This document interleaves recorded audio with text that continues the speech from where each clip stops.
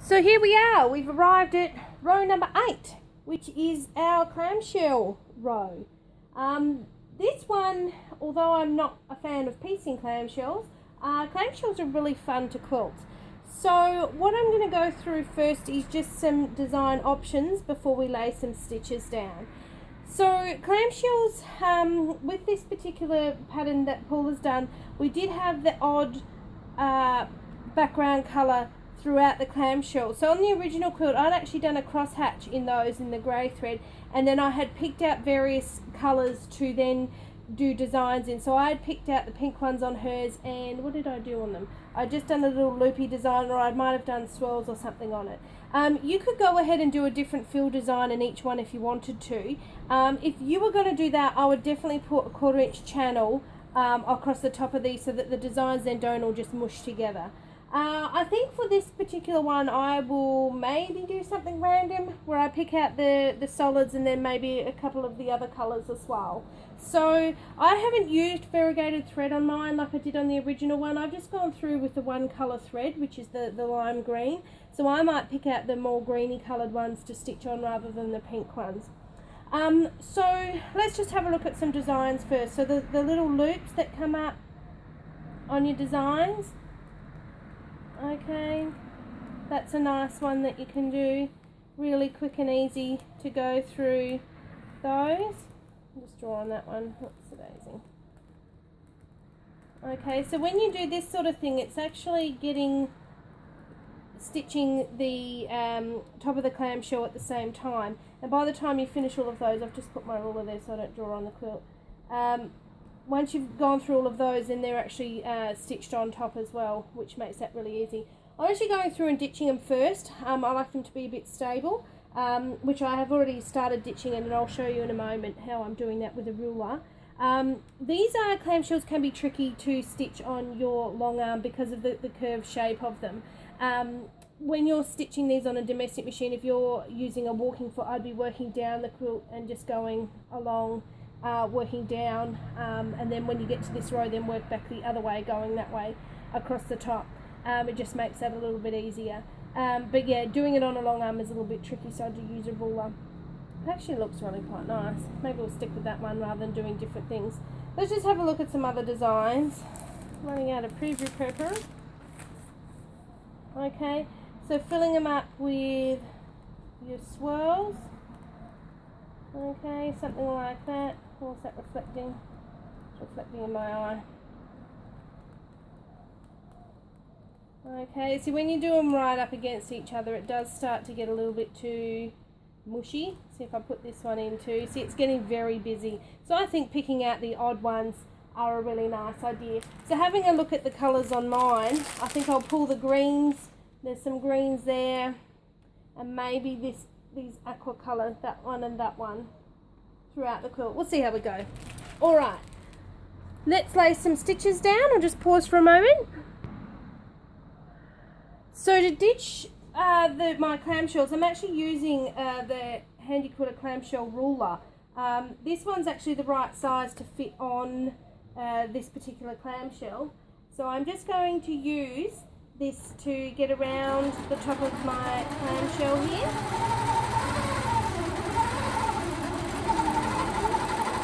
Yes, buddy. Can I just tell you that the camera's on filming? Can I just pause it for a sec? Sorry, guys. Okay, sorry, just a quick little break there. That was my little 6-year-old. He wanted some food and a hug. So let's carry on with the clamshell. He's been very patient with me today. Okay, so you can see how this one just fits in beautifully the top of that clamshell. If I've done a bit of wonky sewing like that one, I can just adjust it a little bit. And it's all sweet.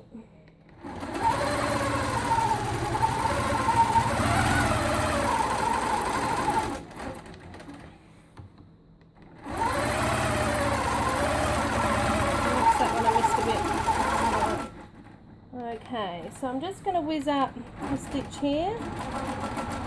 You could use a ruler if you want to get it nice and perfectly straight. But I did say in one of the other videos, if it's a up and down, I can generally do it without a ruler. It's just the diagonal lines I struggle with.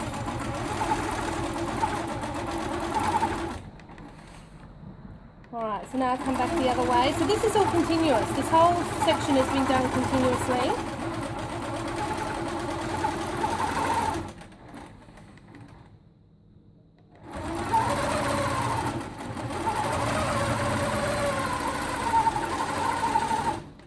Alright, so I'll just pause there. I'll finish that ditching and I'll come back when I'm ready for the fill designs.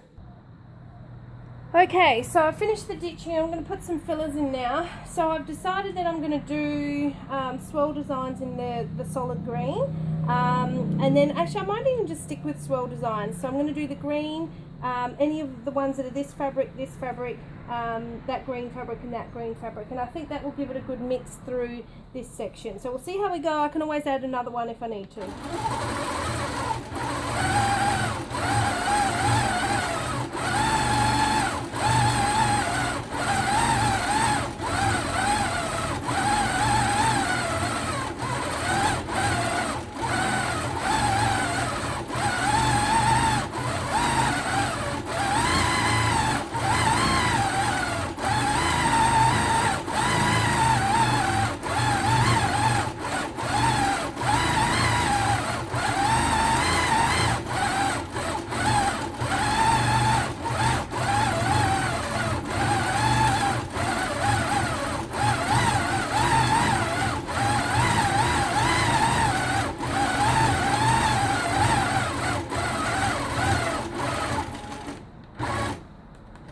Okay, so that's the first one. I'll just break that thread so that we can see it.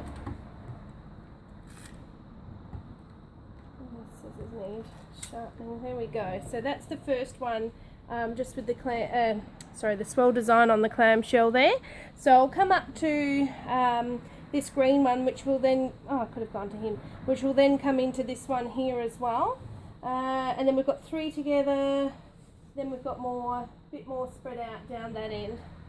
Okay, so I might actually even add in the white. No, there's only 2 of those. They're all down this end as well. Maybe that snail. Anyway, we'll carry on with this part and I'll decide which one I'm going to add in as I go.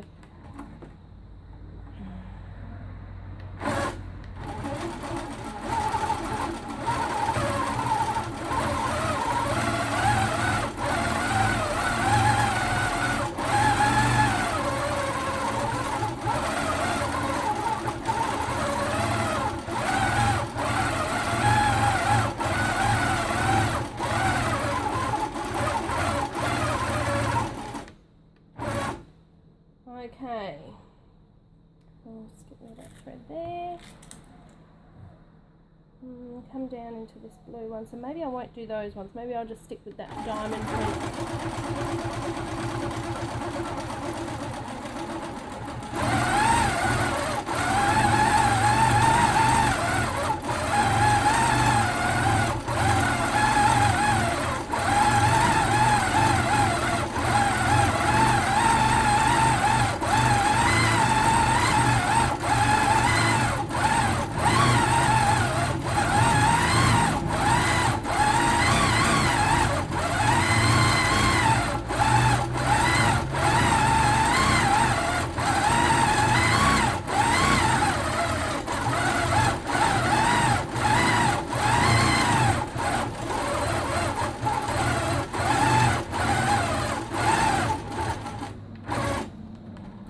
Okay, move him out the way.